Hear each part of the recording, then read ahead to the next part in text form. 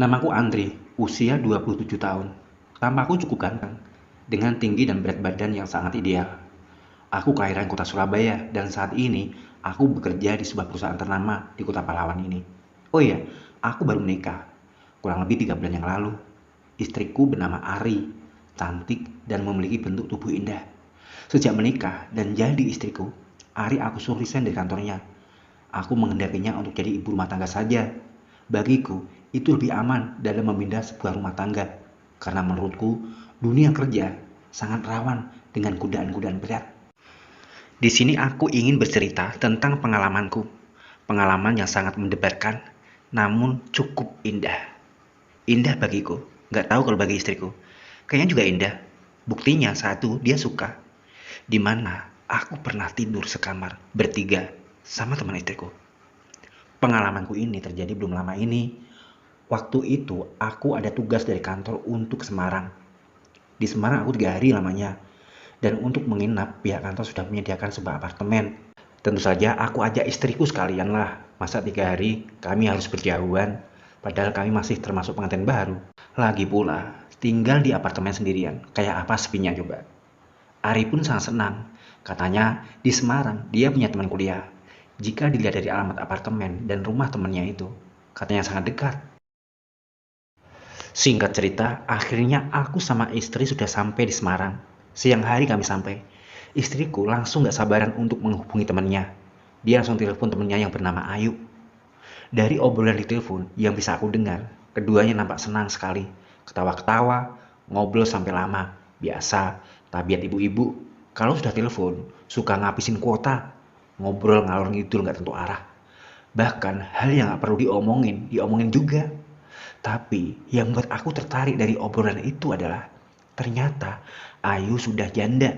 Belum janda sih, baru pisah ranjang. Proses cerai masih berjalan, padahal belum lama menikah.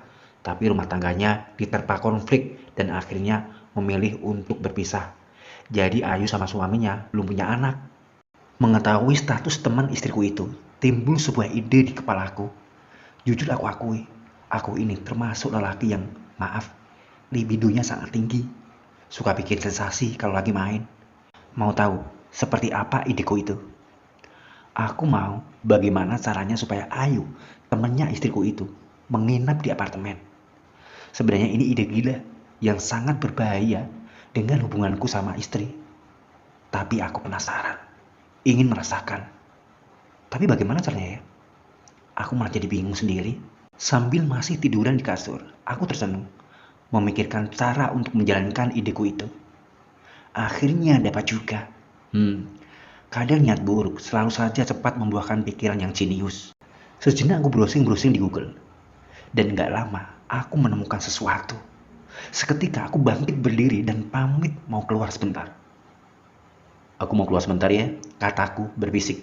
Karena Ari masih asik ngobrol di telepon. Mau kemana? Tanyanya sambil menjauhkan ponsel dari mulutnya. Beli rokok, jawabku. Sengaja berbohong, biar Ari gak menyambung pertanyaan lagi. Padahal persediaan rokokku masih ada.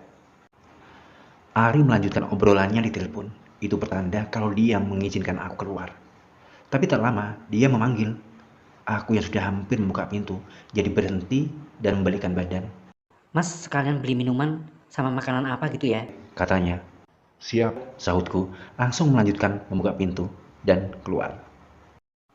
Enggak lama, mungkin sekitar setengah jam, aku sudah kembali ke apartemen dengan menenteng kantong plastik berisi semua barang yang kubeli.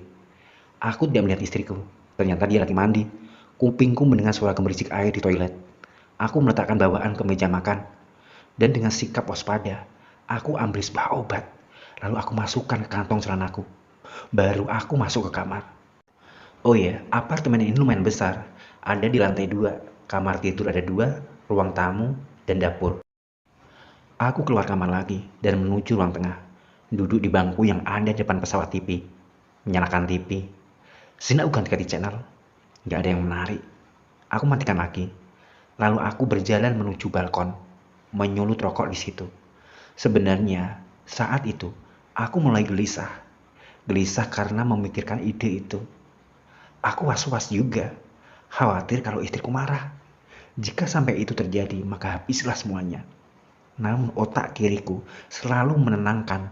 Yang penting, obat yang aku beli, cespleng. Maka semua akan berjalan lancar.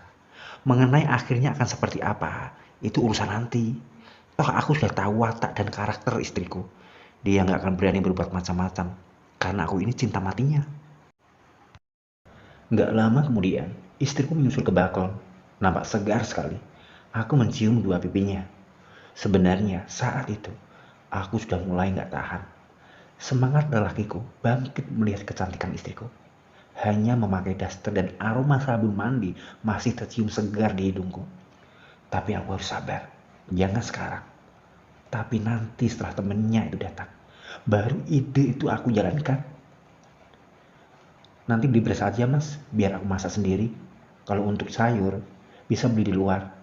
Itu kata istriku sambil mengipas-ngipaskan tangan untuk menghalau asap rokok yang berterbangan di depan hidungnya. Boleh. Tadi kok lupa mau beli mie instan ya? Sahutku. Lah emang tadi beli apa? Cuma beli minuman sama makanan kecil. Ntar malam aja belinya. Siap. Lah temenmu mau datang kapan? Nanti habis maghrib katanya. Oh, tapi pulangnya gimana ya? Apa berani malam-malam pulang sendiri? Kenapa nggak berani? Semarang itu kota besar, biar malam, tapi tetap ramai. Aku suruh nginep saja gimana?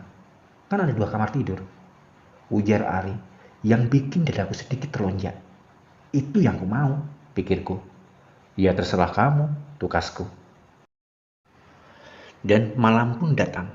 Benar saja, Ayu, temennya istriku datang. Wow, cantik banget.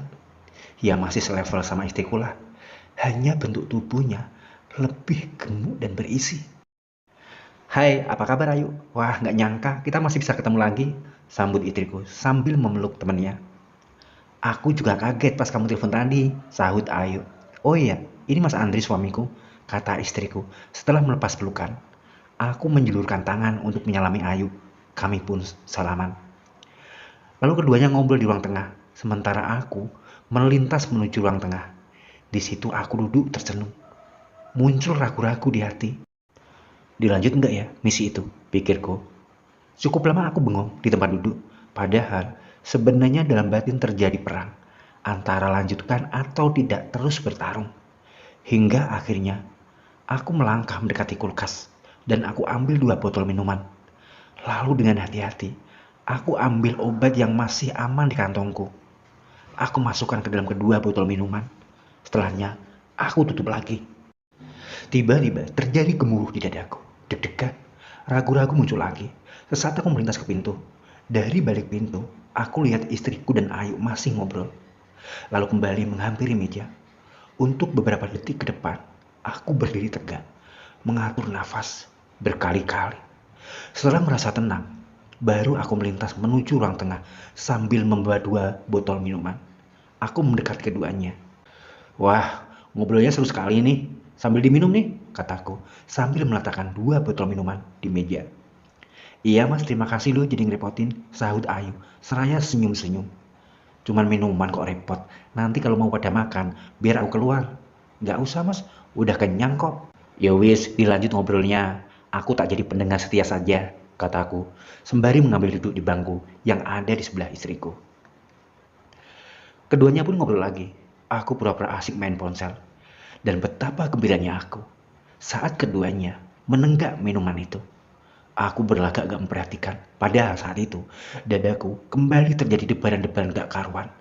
Aku tengah menunggu reaksi keduanya, terutama Ayu. Dan memang aku melihat istriku dan Ayu mulai bergerak-gerak gak tenang. Ayu sering merubah posisi kakinya. Istriku sudah sering melihat ke arahku. Dan aku agak kaget ketika tangan istriku menyentuh tanganku dan menggenggamnya kuat sekali. Mas, itu katanya. Itu adalah kode ketika istriku menginginkannya. Lalu aku merangkul bahunya. Sekali aku mencium pipinya. Mas Andre, malu sama Ayu, seru istriku. Tapi tangannya kian kuat menggenggam tanganku. Sambil kakinya terus bergerak gak tenang. Sementara aku melihat keadaan Ayu juga sama. Sesekali bergidik selayaknya orang kedinginan. Dia sepertinya gak risih dengan apa yang aku lakukan terhadap istriku. aku sudah mulai menghujani ciuman ke bibir istriku. Dan istriku sendiri yang sudah memejamkan matanya mulai keluar suara-suara gak jelas dari mulutnya. Hingga selanjutnya, apa yang ada dalam imajinasiku terjadi sudah. Masih berada di ruang tamu. Aku duduk di antara istriku dan Ayu. Sambil aku masih melakukan sesuatu terhadap istriku, sambil satu tanganku mulai sibuk menyentuh Ayu. Mulanya aku melihat istriku kaget, tapi lama-lama matanya meredup dan terpejam lagi. Itu isyarat jika istriku gak keberatan dengan apa yang kulakukan terhadap Ayu. Dan selanjutnya, aku mulai melancarkan ideku. Aku tuntaskan tugasku. Baik istriku dan Ayu sama-sama ku ajak terbang tinggi sekali. Lalu terjatuh lagi dan diam dalam keadaan nafas tersengal. Di saat masih pada keletihan, aku melihat keduanya menenggak minuman lagi. Pasti permainan tadi membuatnya pada kehausan. Tentu saja aku harus kembali siap-siap lagi. Minuman itu pasti akan membangkitkan semangatnya lagi. Benar saja, kejadian serupa terulang lagi. Aku pun tanggap, kembali memberikan untuk yang kedua kali. Tapi untuk yang kedua kali ini bertambah seru dan bertambah dahsyat. Sampai hampir pagi menjelang kami melakukannya. Tapi setelah menemukan kesadarannya, istriku marah. Marah besar. Dia mulai dibakar cemburu. Terjadi perselisihan dengan Ayu. Sampai kedua sahabat itu berpisah dengan membawa kebencian di hati. Tak lama, Ayu, istriku, melayangkan surat gugatan cerai. Aku dicerainya. Tapi selang beberapa bulan kemudian, aku ketemu sama Ayu lagi. Dan kami memutuskan untuk menikah.